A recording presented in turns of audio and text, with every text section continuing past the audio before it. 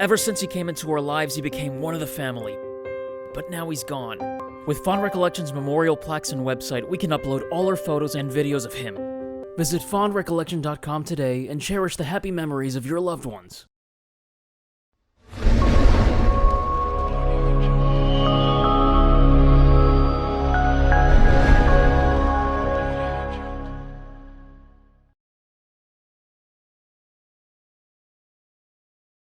Chapter 10, The Scapegoat. Nicole Snipes almost purred like a cat because she felt that she finally got a handle on this awful situation. It was a clear-cut case of negligence.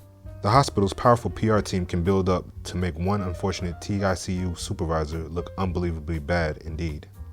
India Davis, the poor girl, had to go. Death in the line of duty, metaphorically speaking, of course. Too bad there were actual deaths involved too. Deaths that the hospital's legal and PR team could pin directly on India Davis. India was shivering, visibly shaken, her face turned pale. Her eyes were raw and red from crying. She had scrunched her body into a little ball, as if she were trying to make herself appear as small as possible in that uncomfortable steel chair. She looked so pathetic that Nicole almost felt bad for her. The poor girl had made an unfortunate mistake that will result in the total devastation of her career. She would lose her nursing license and may even face jail time. That is what happened to the NICU nurses and therefore set a precedent. Still, Nicole thought as she braced herself for the confrontation, even though she felt a little hesitant to bring the hammer down on India's head like this, it felt very much like slaughtering an innocent baby lamb. It did not matter though.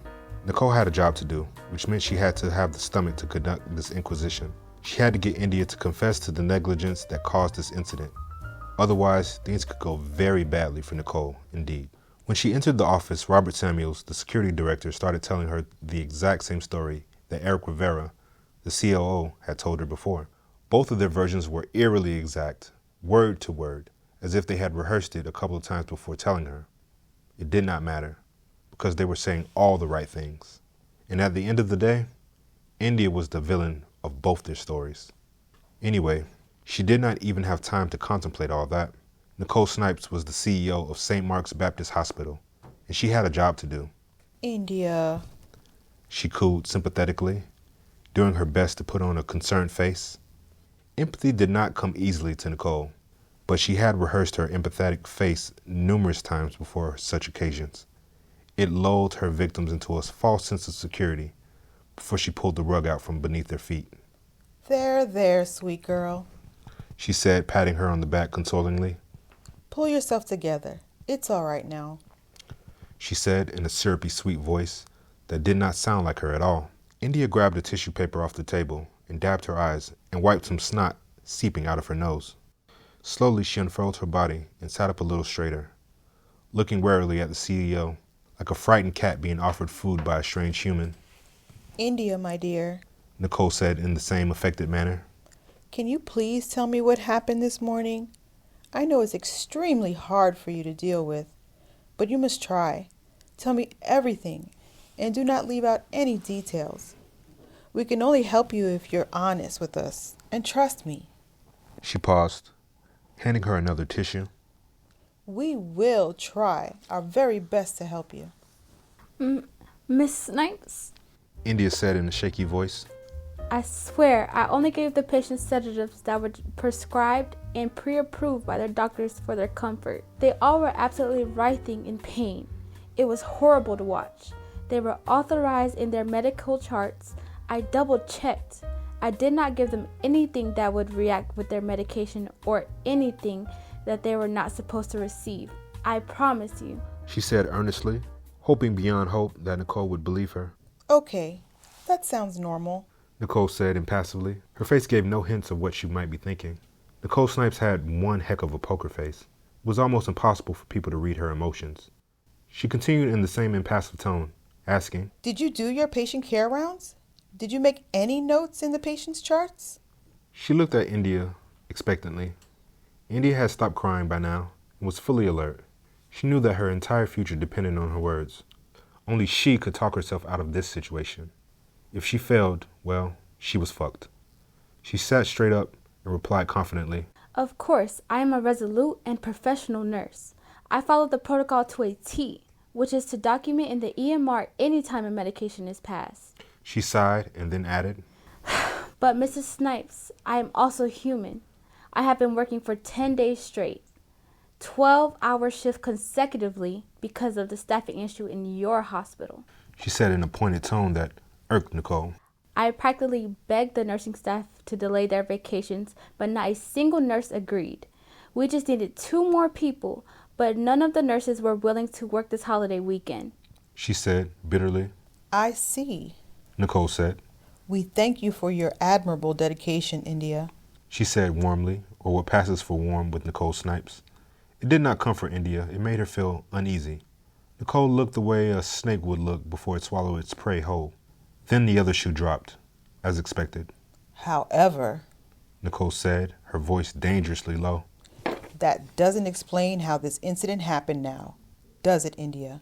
She said, like a viper. The look on her face and her voice were enough to bring India to tears again.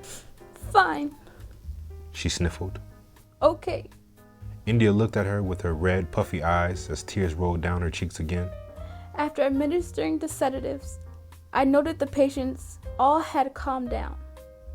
They looked like they were sleeping comfortably. All their vital signs were normal. Not a single machine showed any abnormalities. So I returned to the nurse's station to finish writing the notes in their charts. Exhaustion and fatigue overpowered me, so I closed my eyes just for a second. India stopped, wincing at the memory. I was awakened when Lisa, the shift nurse, came in screaming because all the alarms were going off.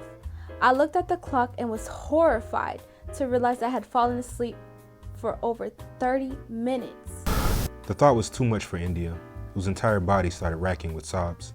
Oh my God, if I could have stayed awake, if I didn't fall asleep, the patients would be still alive.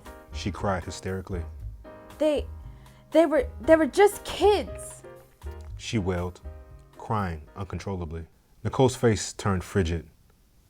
All her feigned warmth disappeared, and there she was cold as ice and unforgiving as ever. India, by going to sleep during your work shift, you showed your negligence. You showed every sign of being an irresponsible nurse who ignored her training. If you had been awake, you would have noticed the mistake within minutes. You would have seen the patient's symptoms changing and helped them accordingly. This incident was entirely avoidable. It only happened Nicole paused, glaring at her accusingly. because of you. India Davis began to cry even louder because she was overcome with guilt. Nicole then signaled the local police to come in and handcuff her. India Davis was escorted out of the hospital. The swarm of news media buzzing around her were taking photos and asking questions. India's head was swimming. The entire scene felt like a nightmare. She knew her life as a nurse was over. Her face would be splashed across newspapers all over the country. She had only wanted to help others. India had worked herself to the point of exhaustion. Where had that gotten her? Disgraced and dismissed. Her nursing future was snatched away from her, all because she fell asleep out of exhaustion. India did not even fight it when the officers pulled her through the crowd of press that crowded around her. Bizarrely, she thought about how awful she would look in those pictures, her hair a mess and her face all puffed up from crying. India thought about her mother and her father, so proud of her for being the first person in her family to join the medical profession. India had wanted to help people all her life. When she was little, she used to put bandages on her dolls and pretended to give them shots and care for them as if they were sick. You would feel all better now. Little India would tell her doll patient of the day. She thought she was born to be a nurse. India thought she would make a difference in this world. She thought about the day when she joined St. Mark's and how happy she had been to get her first job. India thought about the day she was promoted to ICU supervisor. She had been so proud. Her work ethic was unimpeachable. India always believed that hard work paid off. As they pushed her head down into the police car, she pressed her forehead against the glass. It had all been for nothing, she thought, feeling numb. All of those hours on her feet, all those sleepless nights spent studying and caring for patients, it did not mean shit. All she wanted to do was make a difference. Now, all India would be known for was killing those patients. They were just teenagers. She started crying again for her family, for the teenagers, and for her lost nursing future she no longer had. She just cried and cried as the police car sped out of the parking lot of St. Mark's Baptist Hospital. Thank you so much for hanging out with us. If you had fun or picked up anything from this episode, please assist us by hitting the like, subscribe, and notification buttons. You can also comment and share our content. These small things really help our channel and mean a lot to us. Also, special thanks to our Patreon supporters. You guys are the heartbeat of this channel, and we can't thank you enough for being so generous. If you would like to join our Patreon community, please click on the link below. You can contribute as little as $5 per month. You can get all kinds of perks. You can even buy merchandise of your favorite characters at our shop store. Click on the link provided below. That's going to do it for now. Until next time, remember you are cherished by us. So be kind and know that we consider you as family.